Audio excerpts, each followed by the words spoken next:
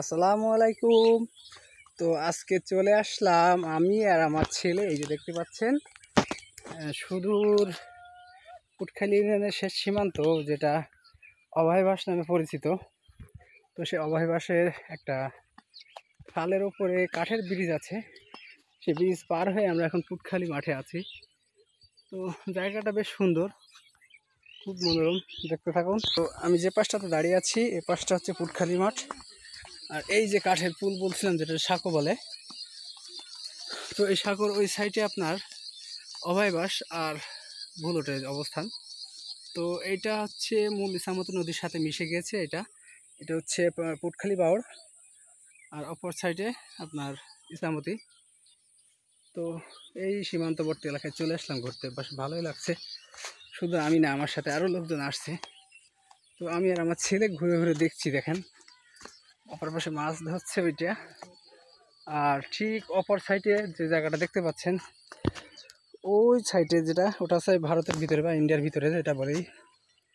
তো এটা হচ্ছে বাংলাদেশের মাঠ, আর মাঝ বরাবর ইসামতি, এবং এটা বাংলাদেশের মাঠ। তো দেখতে থাকেন, সামনের দিকে যাচ্ছি। আসলে বছরের অন্য সময়টাতে ঘোরার মজা যেটা, আর বিশেষ করে ঈদের মৌসুমে মজাটা আলাদাই। তো বেশ ভালোই লাগছে, দেখছেন সামনে যাচ্ছি। আর মেঠো পথ দিয়ে অনেকটা বাঁধ আকৃতির, তো সে বাঁধ রাস্তা ধরে আমরা মাঠের দিকে যাচ্ছি। অবশ্য খুব সুন্দর, এই অঞ্চলটাই বেশ সুন্দর, প্রাকৃতিক সৌন্দর্যের লীলাভূমি যেটাকে বলে। একটু আগলেই ফসলের ক্ষেত দেখতে পাচ্ছেন।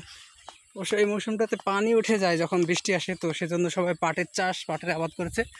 অপর সাইডে সবজি জাতীয়, অর্থাৎ এই যে বাচ্চার কারণে এই সাইডে পানি আসে না, সে কারণে এই সাইডে আপনার সবজি জাতীয়, আর এই সাইডে আপনার আঁশ জাতীয় বা পাট এগুলো লাগানো হয়েছে। তো আমি আর ছেলে ভ্রমণটা বেশ ভালোই লাগছে। আব্বু দেখেন সামনের দিকে আগুচ্ছে আমরা, এই যে সামনেই ফসলের ক্ষেত, বিশেষ করে বলছিলাম সবজি জাতীয়। আর ওই যে দেখা যাচ্ছে তাল গাছ, অবশ্য সন্ধ্যার মৌসুম ঘনিয়ে আসছে। আর এই যে না গাছ দেখছেন, খেজুর গাছ, খেজুর গাছ কাটার জন্য যে ঠিলে বা ভাড় দেওয়া আছে, এটা নির্দিষ্ট মৌসুমে আবার কাটা হবে। তো সামনেটাতে একটা কুড়ি দেখতে পাচ্ছি আমি, দেখা যাক। আম গাছও আছে, এই আম গাছগুলো গাছ এবার আমও আছে। এই যে কুড়িটাতে মানুষ এই যে ফসলের দেখাশোনা করে, সেজন্য কুড়ি। তো দেখেন একটা সাইকেলও আছে, অবশ্য দূরে মনে হয় তাদের অবস্থানও আছে।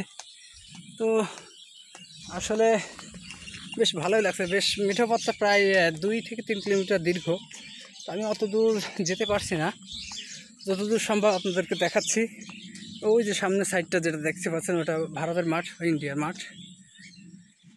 এই ধার ঘেঁষে পুটখালি সীমান্ত, পুটখালি গ্রামের অংশে আছে আমি। আর অপর সাইডে দেখালাম তো আপনাদের, যেটা অভয়বাসের ভিতরে আছে।